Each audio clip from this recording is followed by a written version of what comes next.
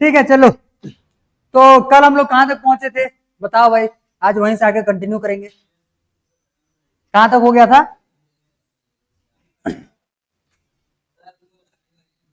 क्या? देख जल्दी देख। अच्छा, प्रोकैरियोटिक सेल और यूकैरियोटिक सेल या फिर प्रोकैरियोट्स यूकैरियोट्स में डिफरेंशिएट करना है। देखो ध्यान से, सबसे पहला तो यह दिमाग में बिठाना चालू करो।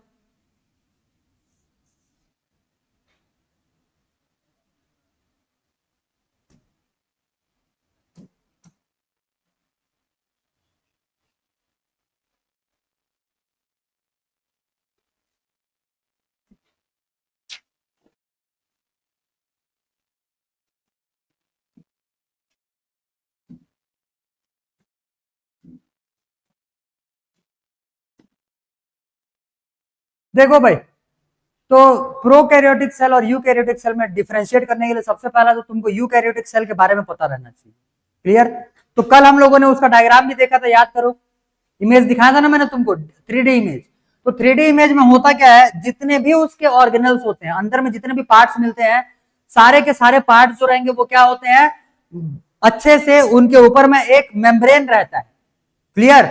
और तो पूरे मेम्ब्रेन से वो बाउंडेड रहेंगे। तो जितने भी सेल ऑर्गेनल्स होते हैं, जो सेल हम लोग कल देखे हुए थे, उन सेल्स के ऑर्गेनल्स कैसे होते हैं, वेल बाउंडेड मेम्ब्रेन के साथ में वो प्रेजेंट होंगे वहां पे।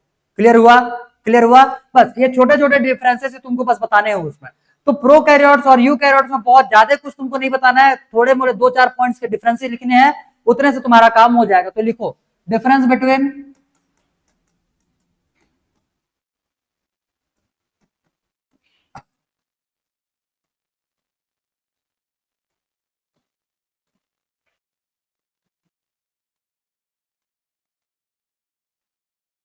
Prokaryotic cell.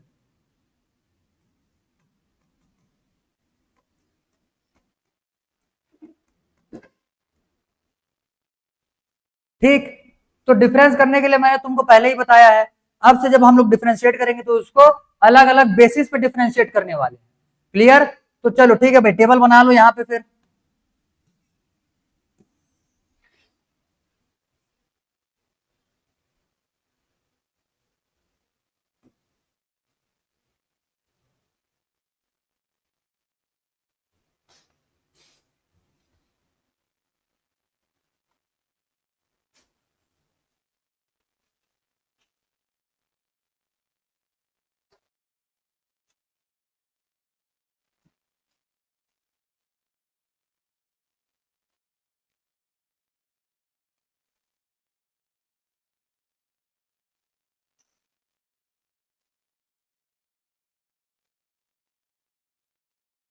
ठीक, तो देखो यहां पे सबसे पहला इसमें से हम लोग लिखेंगे बेसिस।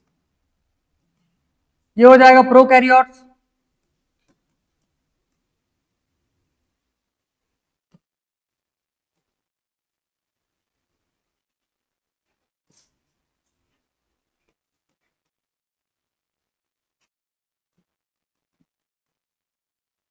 यहां से आ जाएगा यूकैरियोटिक सेल।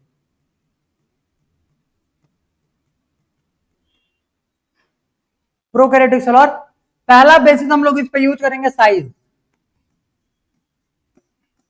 साइज, ठीक। Smaller than eukaryotic cell.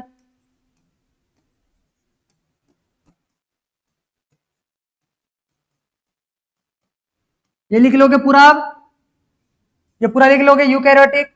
ठीक, इसमें आगे ये हो जाएगा लार्जर देन प्रोकैरियोटिक।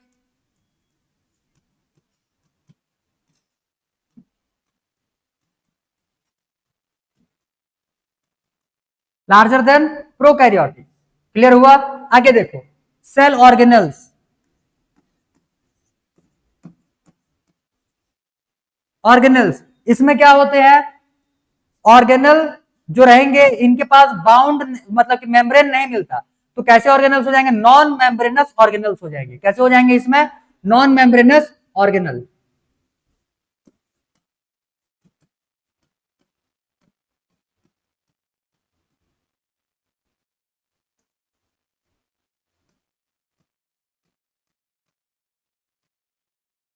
क्लियर? और इसमें क्या हो जाएगा, मेम्ब्रेन बाउंड ऑर्गेनल।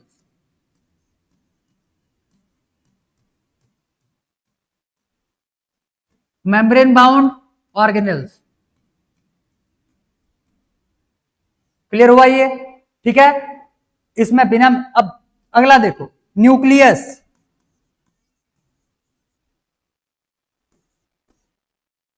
इसमें न्यूक्लियस जो रहता है ये एब्सेंट होता है। क्लियर? इसका न्यूक्लियस कैसे होता है इसमें? एब्सेंट। अब ध्यान से समझो, जो न्यूक्लियस हम लोगों ने कल देखा हुआ था, न्यूक्लियस के अंदर में फिर एक तो न्यूक्लियस और था, उसको क्या बोल रहे थे? न्यूक्लियोलस। उसको क्या बोल रहे थे? न्यूक्लियोलस। यहां पे जो न्यूक्लियस रहता है प्रोकैरियोट्स के केस में इसको बोलते हैं न्यूक्लियोइड। इसको क्या बोला जाता है? न्यूक्लियोइड। तो इसके में ध्यान से देखो, यहां पे पहले समझ लो, ये जैसे मान लो यूकैरियोटिक सेल है, तो इसका जो न्यूक्लियस रहता है इस टाइप से रहेगा और अंदर में एक तो न्यूक्लियोलस और मिलने वाला है। क्लियर? लेकिन प्रोकैरियोट के केस में, ये मान लो प्रोकैरियोट ऑर्गेनिज्म है, तो इसका जो साइटोप्लाज्म रहेगा इसी में जो न्यूक्लियोइड्स रहता है वो ऐसे करके पूरा का पूरा घुला मिला रहता है, उसका बाउंड्री ही नहीं है। तो बाउंड्री नहीं है तो ऐसे जिधर जाएगा उधर फैल जाएगा वो। बात समझे यार? तो यहां पे क्या लिखना है? Nucleus absent.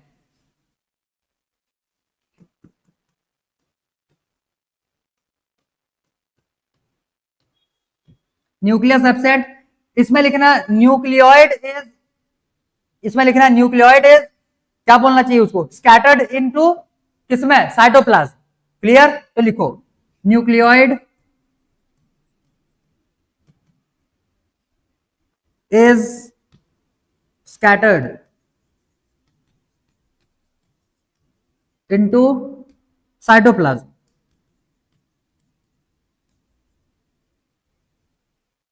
क्लियर? और इसमें well defined nucleus is present.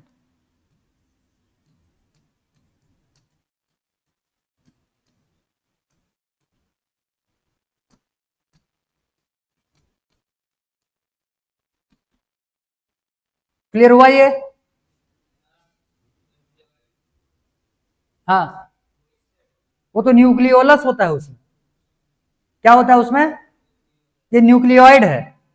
Clear? आगे जल्दी करो, इतना पहले लिखो फिर आगे को बताते हैं। हो गया?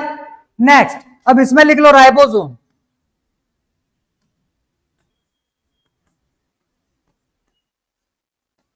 राइबोसोम, तो राइबोसोम के लिए इसके इसको समझने का नहीं है, जितना यहाँ जो पॉइंट यहाँ पे लिखवाया जा रहा है उसको एज इट इज याद कर लेना। इसमें राइबोसोम का 70S टाइप मिलता है। किस टाइप का राइबोसोम मिलता है? 70S। और इसमें किस टाइप का मिलेगा बोलने से? इसमें मिलता है 80S टाइप का। इसमें किस टाइप का राइबोसोम मिलेगा? 80S। इसमें कैसा मिलेगा?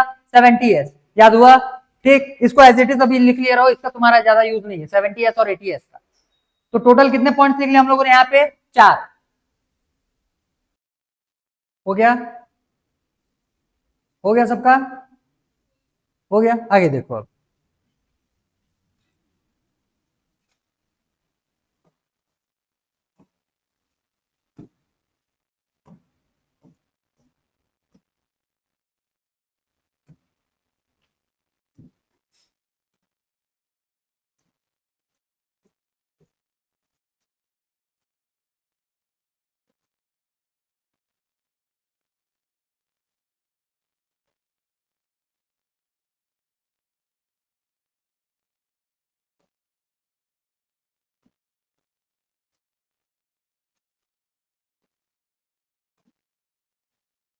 देखो, ये हो जाएगा तुम्हारा प्रोकैरियोटिक और यूकैरियोटिक सेल। क्लियर? तो यहां पे जो ये प्रोकैरियोटिक सेल लिखा हुआ है देखो ध्यान से, यहां पे तुमको बहुत कम सेल ऑर्गेनल्स देखने के लिए मिल रहे होंगे, यहाँ पे तुमको सारे सेल ऑर्गेनल्स देखने के लिए मिल रहे हैं। क्लियर? यहाँ पे देखो, इसका जो न्यूक्लियस है वो बीचों बीच एक छोटा सा गोला है और इसमें न्यूक्लियस देखो पूरा ऐसे धागे के जैसा पूरा का पूरा इसमें स्कैटर्ड है, फैला हुआ है। तो इसका कोई बाउंड्री है क्या न्यूक्लियस का? तो न्यूक्लियस ही नहीं है इसके पास। तो ये न्यूक्लियस नहीं है, तो ये जो इसमें धागे धागे टाइप का दिख रहा है ना, ये हमारे यहाँ पे भी होता है। यूकैरियोटिक सेल में याद करो कल बताए थे, अंदर में जेनेटिक मटेरियल होता है, क्या चीज? Chromatin material. क्लियर? तो वैसे ये इसका जेनेटिक मटेरियल है। तो जेनेटिक मटेरियल जो स्कैटर्ड फॉर्म में रहता है इसके साइटोप्लाज्म में, उसको क्या बोलते हैं? Nucleolus, sorry nucleoid. Nucleoid, nucleolus तो उसको बोलेंगे इसका, समझे? इसका क्या होता है? न्यूक्लियोइड। अभी लिखवाया है ना न्यूक्लियोइड। क्लियर? इतना समझ में आ गया? ठीक, तो ये हो जाएगा तुम्हारा प्रोकैरियोटिक और यूकैरियोटिक सेल में डिफरेंस। अब देखो ध्यान से, अब हम लोगों को स्टार्ट करना है तुम्हारा अगला टॉपिक, जिसको कि बोल रहे हैं हम लोग साइटोप्लाज्म। हम लोगों ने दो पार्ट सेल के कंप्लीट कर लिए, क्या क्या? सेल मेम्ब्रेन एक हो गया, दूसरा न्यूक्लियस हो गया, तीसरा पार्ट बचा हुआ है हमारा साइटोप्लाज्म। ठीक, साइटोप्लाज्म। अब देखो ध्यान से, पहले ये है तुम्हारा सेल, ठीक, ये है सेल। सेल में ये बाउंड्री को छोड़ दो, बाउंड्री को तो पढ़ चुके हैं, ये बीचों बीच जो ये न्यूक्लियस है इसको भी पढ़ चुके हैं। इसके अलावा बाकी एक तो लिक्विड पार्ट आ जाएगा अंदर में, ठीक, और उसके बाद देखो ये पाइप जैसे स्ट्रक्चर दिख रहा है, ये एक तुम्हारा सेल ऑर्गेनल हो जाएगा, ये एक सेल ऑर्गेनल हो जाएगा, ये जो दिख रहा है ये भी सेल ऑर्गेनल्स है, ये भी सेल ऑर्गेनल है। इसके बाहर में ये जो तुमको ऐसे लपेटाया टाइप के दिख रहा है, ये भी क्या है? एक सेल ऑर्गेनल है। समझे इतना? तो सेल ऑर्गेनल्स बाकी जितने बचे पड़े हैं ये एक सेल ऑर्गेनल हो जाएगा। क्लियर? अब देखो यहां पे तुम सारे सेल ऑर्गेनल्स का शेप को आइडेंटिफाई करने की कोशिश करना। ये है माइटोकॉन्ड्रिया, ये क्या है? माइटोकॉन्ड्रिया। देखो माइटोकॉन्ड्रिया जो बना हुआ है ऐसे एक तो कैप्सूल टाइप का बना हुआ है, और इसके अंदर में ऐसे ऐसे करके लाइंस बने हुए। क्लियर हो गया?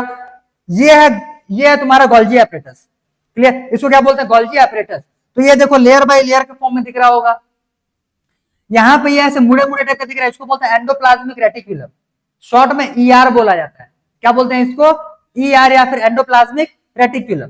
क्लियर? उसके बाद ये वैक्यूल एक याद रखना है तुमको, वैक्यूल। समझ में आ गया? और क्या क्या याद रखना है पढ़ने के लिए? माइटोकॉन्ड्रिया हो गया, ये हो गया, एक राइबोसोम याद रखना है, राइबोसोम। ये क्या है? राइबोसोम। समझे इतना? इतना नाम याद हुआ? अब पहले हम लोग देखते हैं एक एक करके यहाँ पे डिटेलिंग। देखो ध्यान से, आएंगे आएंगे यहाँ पे, फिर आएंगे, रुको। अब अगला हेडिंग लगाओ सीधा, साइटोप्लाज्म।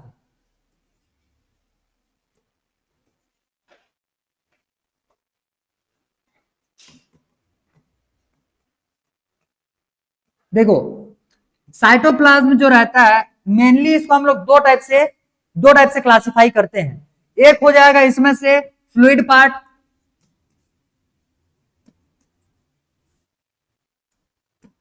एक हो जाएगा इसमें से फ्लूइड पार्ट, और एक हो जाएगा इसमें से ऑर्गेनल, सेल ऑर्गेनल्स।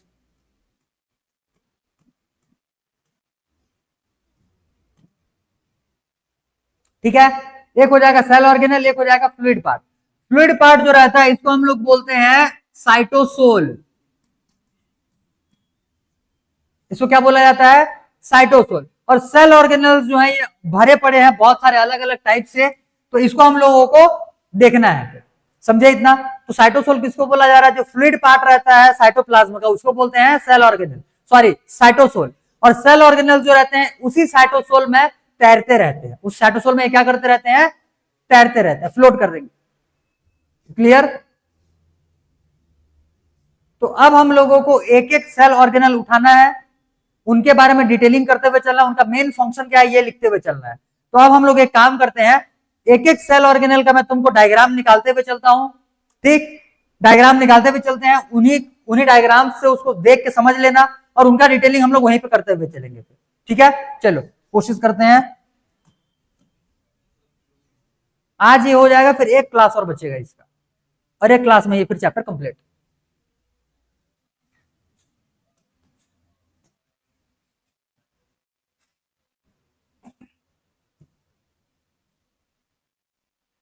लिख लिया क्या इतना? लिख लिया ना? तो देखो साइटोसोल हो गया, सेल ऑर्गेनल्स मतलब क्या हो जाएगा? वो सेल ऑर्गेनल्स किसको बोलते हैं? वेट, साइटोसोल के अंदर में जो फ्लोट करते हैं और जो कि स्पेसिफिक फंक्शन को परफॉर्म करने के लिए बनाए गए होते हैं। क्लियर? देखेंगे सब, हाँ।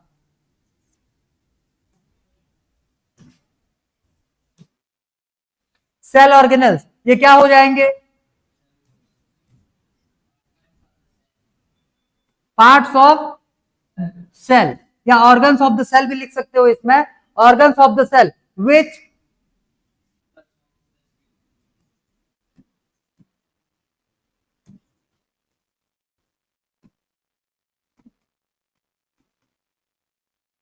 which are specified, ऐसे लिखो, which are allowed to perform specific functions,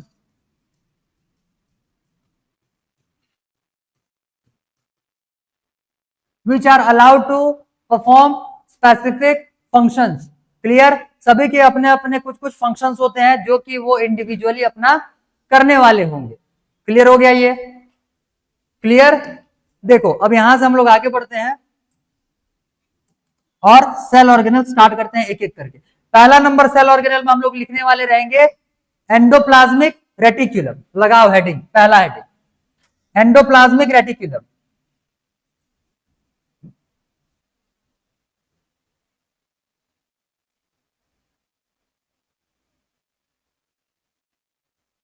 एक काम करते हैं, पहले हम लोग डायग्राम से जो जो पॉसिबल है उसको यहीं पे कर लेते हैं ताकि तुमको पहले आइडिया तो लगे कि वो चीज बना क्या हुआ है. ठीक है, वेट. सेल ऑर्गेनल स्टार्ट कर रहे हैं हम लोग. पहला नंबर हो जाएगा इसमें से एंडोप्लाज्मिक रेटिकुलम. इसको शॉर्ट में लिखा जाता है ER. ठीक, अब ध्यान दो यहां पे, जैसे हम लोग कल देखे हुए थे न्यूक्लियस.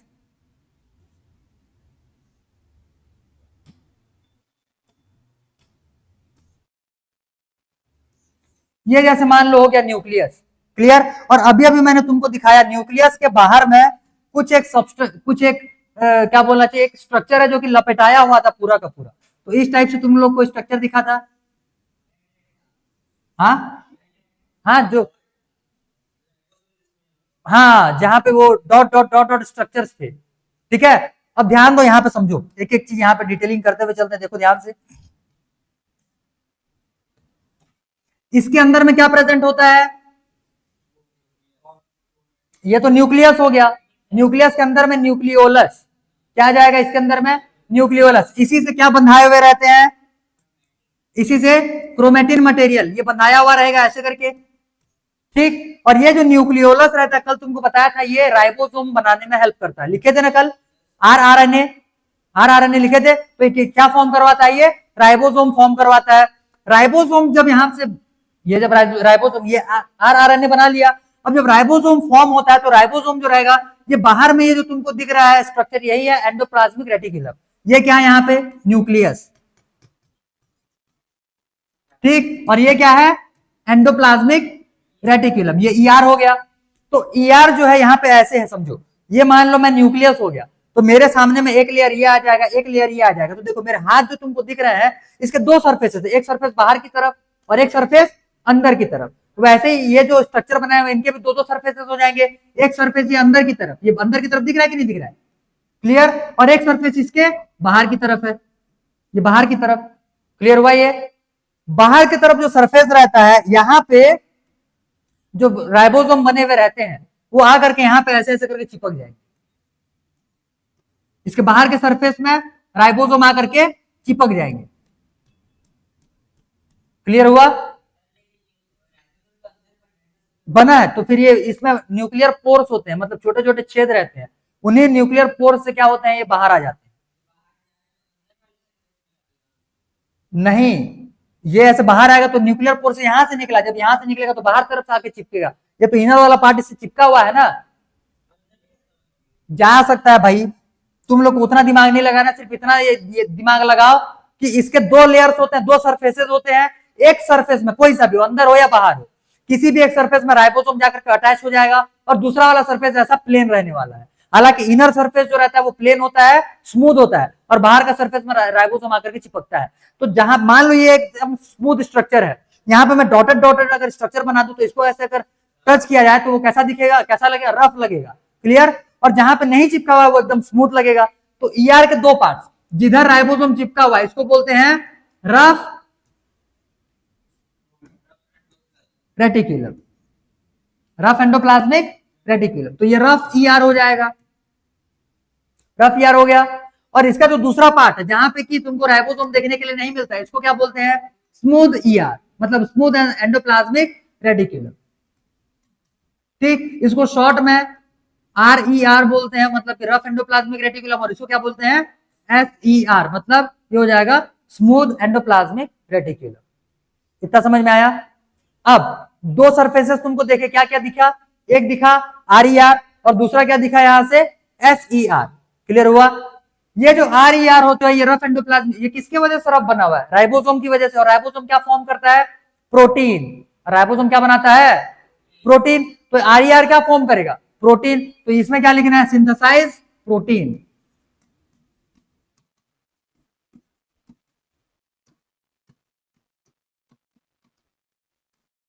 क्लियर? हाँ, ये एंडोप्लाज्मिक रेटिकुलम जो है, ये लिपिड भी सिंथेसाइज करता है और प्रोटीन भी सिंथेसाइज। इसका जो स्मूथ पार्ट रहता है वो क्या बनाएगा? फैट या फिर लिपिड। और इसका जो रफ सरफेस रहता है वो क्या बनाएगा? प्रोटीन। क्लियर हुआ? इतना समझ में आ गया? चलो इसको बनाओ भाई जल्दी।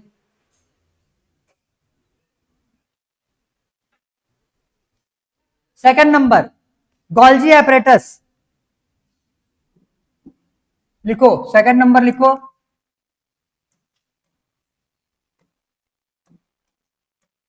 गोल्जी बॉडी लिख लो, इसी को एपरेटस भी बोलते हैं, गोल्जी एपरेटस भी बोलते हैं। क्लियर? तो गोल्जी बॉडी लिखो या फिर गोल्जी एपरेटस लिखो, दोनों वही है।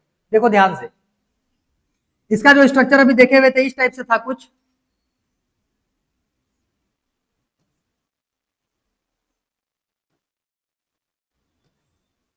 ये इस टाइप से कुछ स्ट्रक्चर वहां पे तुमको देखने के लिए मिला था, ये कोने में।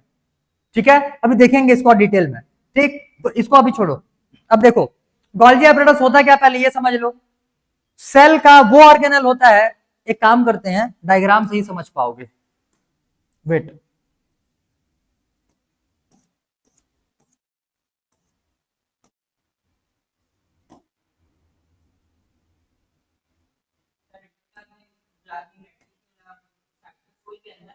सब साइटोसोल के अंदर है, मतलब साइटोप्लाज्म में।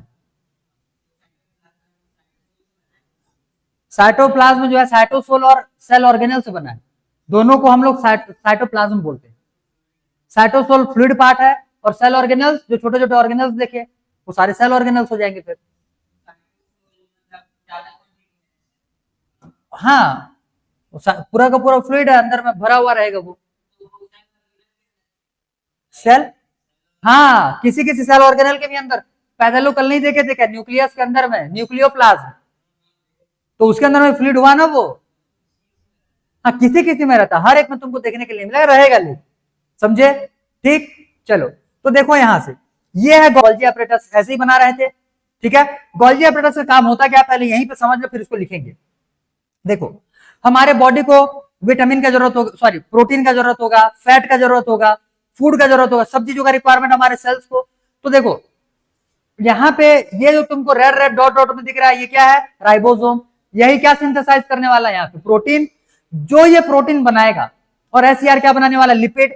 जो वो लिपिड बनाएगा, वो लिपिड और प्रोटीन जो रहेगा या बाकी जो भी सब्सटेंस यहाँ पे अंदर में फॉर्म होता है सेल के अंदर में, दूसरे सेल्स जो रहेंगे या हमारा बॉडी जो है उसको उसी फॉर्म में एक्सेप्ट नहीं कर सकता। क्लियर?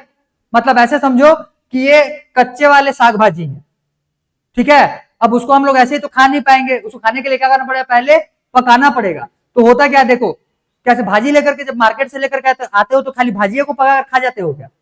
उसमें नमक जो भी और बाकी जैसे सब्जी बनाना हुआ तो उसमें मसाले, टमाटर, अलग अलग सब्जी का मिक्स रहेगा, उस पर पानी वगैरह सब डाल करके बनाओगे कि नहीं बनाओगे?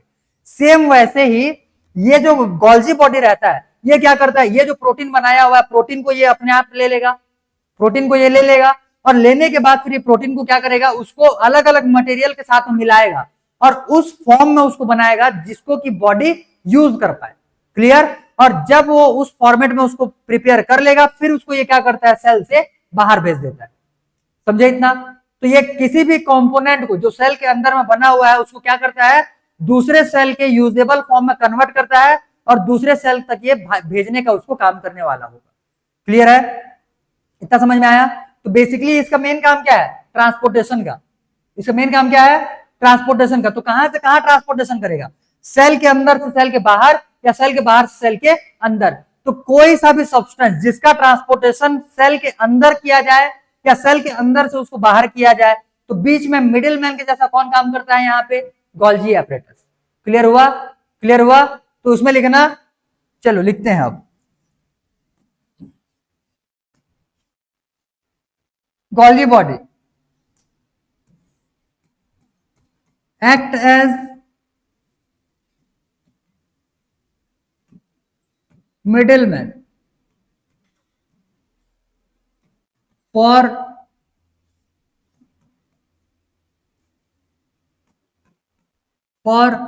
the transportation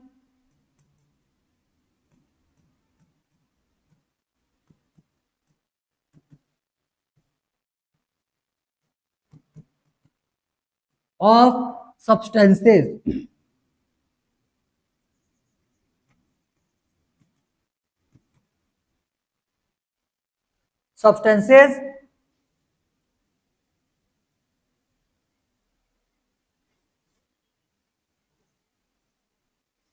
from and to the cell.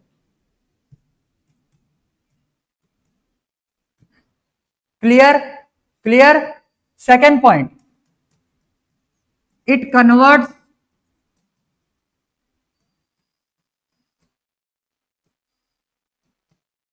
the synthesized substances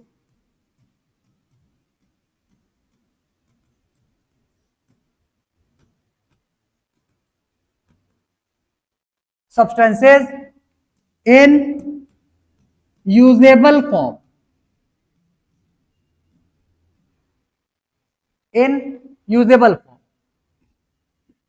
समझे इतना? तो मेन इसके दो फंक्शंस यहां पे तुमको देखने के लिए मिलने वाला है, ठीक है?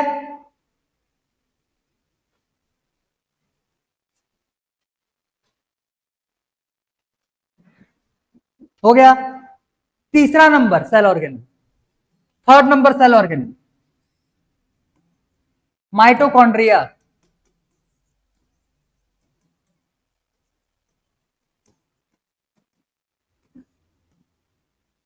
क्लियर? माइटोकॉन्ड्रिया देखो, माइटोकॉन्ड्रिया जो रहता है बेसिकली इसके बारे में समझो ध्यान से, ये इस टाइप से तुमको देखने के लिए मिलेगा, इस टाइप से, और इसके अंदर में इस टाइप से सैक लाइक स्ट्रक्चर बना हुआ रहेगा, ये क्लियर? इस टाइप से इसको हम लोग बोलते हैं power house of the cell. ये मेनली क्या प्रोड्यूस करता है? ये सॉरी एनर्जी प्रोड्यूस करता है, एनर्जी बनाने का काम करेगा ये, ठीक है? लिखो, known as power house of the cell.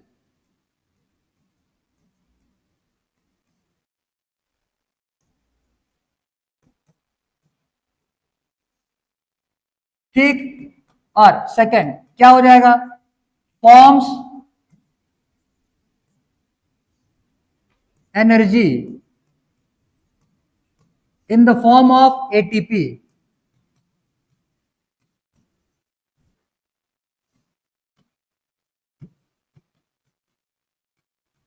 ATP के फॉर्म में ये क्या करेगा? एनर्जी फॉर्म करेगा। एटीपी बोलने का मतलब वो एक नहीं, एक मटेरियल होता है जो फॉस्फेट से मिलकर के बना हुआ रहता है। नहीं, ये तुम्हारे दूसरे ही चीजें, ठीक है? ये अभी तुमको समझ में नहीं आया, ग्लूकोज वाले ही प्रोडक्ट्स हैं सारे, ठीक है? बट यहाँ पे ये तुमको नहीं समझ में आएगा। अगर साइंस लेकर के 12th में पहुंचते तो 12th में सीधा पढ़ना है अभी। हाँ, अभी तो एटीपी, अरे एटीपी के बारे में अभी और आगे पढ़ेंगे, पैदल एटीपी के बारे में पढ़ेंगे, एटीपी क्या होता है, कैसे बनता है, ये सब देखेंगे आगे, समझे? बाकी एटीपी का, एटीपी जो है इसका डिटेल जो नॉलेज रहेगा ये तुमको आगे के क्लासेस में मिलने वाला होगा। क्लियर? तो यहाँ पे एटीपी का मतलब होता है एडिनोसिन, अभी मत लिखो, अभी उसको बाद में लिखेंगे जब यूज होगा। एडिनोसिन ट्राइफॉस्फेट, ये क्लियर हो गया? तो ये किसके लिए लिखे हम लोगों ने? माइटोकॉन्ड्रिया। समझे कि क्या हो गया इसमें से? माइटोकॉन्ड्रिया। नेक्स्ट अगला लिखो, लाइसोसोम।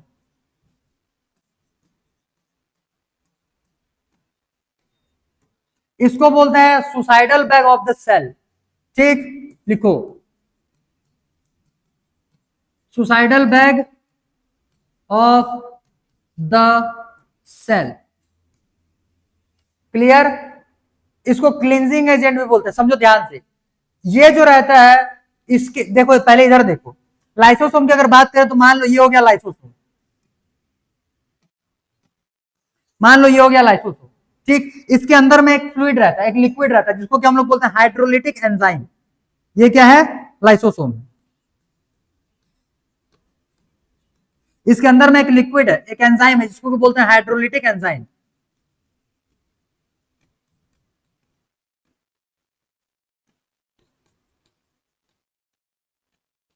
इसको क्या बोला जाता है? Hydrolytic enzyme. ये जो एंजाइम रहता है, ये चीजों को डाइजेस्ट कर जाता है, खा करके पूरा पचा जाएगा। तो होता क्या है, जैसे मान लो ये सेल है, इस सेल के अंदर में यहाँ पे है लाइसोसोम।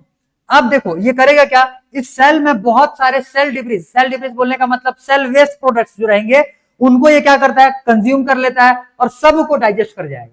क्लियर? ये क्या कर जाता है, सबको डाइजेस्ट कर। साथ ही साथ अगर बाहर से कोई पैथोजन, पैथोजन बोलने का मतलब हार्मफुल सब्सटेंस जो हमारे बॉडी को हार्म पहुंचाए, क्लियर है? तो हार्मफुल सब्सटेंसेस अगर सेल के अंदर में चले जाएंगे तो इन हार्मफुल सब्सटेंसेस को ये क्या करता है, डाइजेस्ट कर जाता है और उनसे हमारे बॉडी को प्रोटेक्ट करेगा। क्लियर हुआ? ये आगे समझो।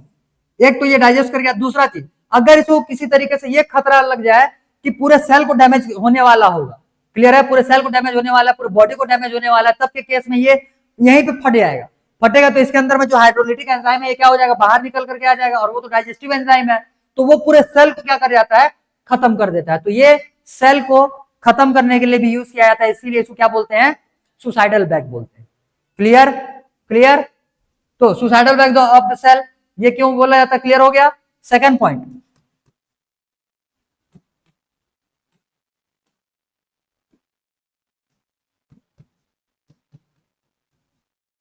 second point, it protects the cell from harmful pathogens.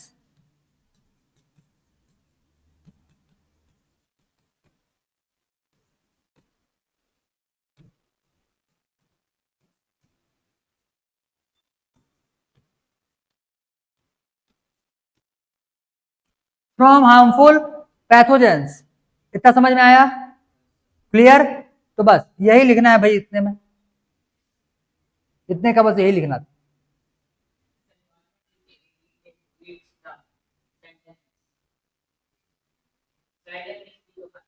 हाँ हाँ, तो उसमें इसमें लिख लो, it consumes all the waste product of cell,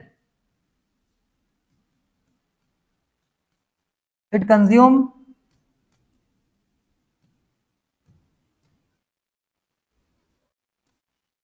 cell waste, लिखो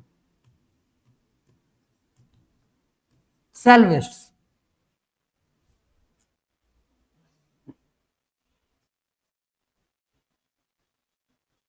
हो गया? क्लियर? तो हम लोगों ने कितना कितना तो देख लिए, कितना तो हो गया, देखो सेल ऑर्गेनल्स 4 और एक आध दो तो दिखेंगे। हो गया क्या? चलो इसके बाद एक छोटा सा देखते हैं, उसके बाद फिर दो थोड़े से बड़े साइज के देखने के लिए मिलेगा उसको, और आखिरी जो टॉपिक है तुम्हारा सेल डिवीजन का, उसको हम लोग अगले वाले क्लास में करेंगे। ठीक, क्योंकि एक ही दिन में इतना ज्यादा ज्यादा तुम्हारे लिए बहुत है, देख रहे हो कितना ज्यादा नोट्स हो चुका है। और अभी तो ये थोड़ा थोड़ा करके कर रहे हैं तो याद होते जा रहा है, अभी फिर बीच में सारा पढ़ाई लिखाई छोड़ दोगे, तो जब छोड़ दोगे तो सारा चीज दिमाग से फिर उतर जाएगा। हाँ, छुट्टी होता ही नहीं है। क्या कब से कब? छुट्टी है ही नहीं, छुट्टी कौन देता है? हाँ, ठीक है, आगे 4 हो गया है, कितने हुए हैं? 4। फिफ्थ नंबर हेडिंग लगा, राइबोसोम। इसको क्या बोलते हैं? Protein factory.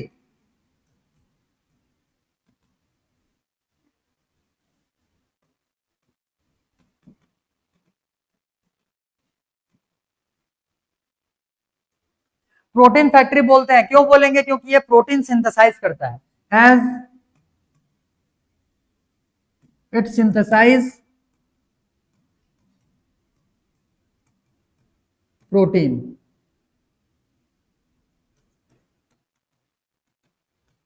Clear? As it synthesise protein, बस इतना ही लिखना है तुमको राइबोसोम के लिए। राइबोसोम के दो टाइप्स होते हैं, एक होता है 70S, एक होता है 80S। इसको हम लोगों ने प्रोकैरियोट्स और यूकैरियोट्स को डिफरेंस निकालने के टाइम पे लिख चुका है। क्लियर? ठीक, इतना तो बस प्रोटीन के लिए सिर्फ इतना ही लिखो भाई, मतलब राइबोसोम के लिए। इसके बाद तुम्हारे दो सेल ऑर्गेनल और बचेंगे जिनको कि हम लोग को यहाँ पे कवर करना है। एक हो जाएगा प्लास्टिड और एक हो जाएगा वैक्यूल। तीन होते हैं, अलग अलग होते हैं। एक फूड वैक्यूल होगा, एक सेप वैक्यूल होगा, एक कॉन्ट्रेक्टाइल वैक्यूल होता है। हाँ, तो कॉन्ट्रेक्टाइल वैक्यूल एक्सक्रीशन के लिए काम आता है, तो वो तीनों हम लोग देखेंगे इस पे। ठीक, तो आज अगर करेंगे तो ये बहुत ज्यादा हैवी हो जाएगा, इसीलिए आज इसको इतना में ही रहने दो। इतने को दिमाग में बिठाने की कोशिश करो। कल ये दोनों सेल, और अगले क्लास में मतलब मंडे को ये दोनों सेल ऑर्गेनल करेंगे, और इसके साथ साथ सेल डिवीजन कैसे होता है ये मैं तुमको सिखाऊंगा। क्लियर हुआ? और सुन लो ध्यान से, फ्राइडे और सैटरडे की क्लास वही थोड़ा सा लेट होता है, ठीक है? बाकी मंडे को टाइम पे पहुंच जाना, मंडे को वही तुम्हारा 7:15 का ही टाइम है। ठीक, चलो ठीक है भाई, आज का सेशन एंड किया जाए। हाँ, पूरा। हाँ।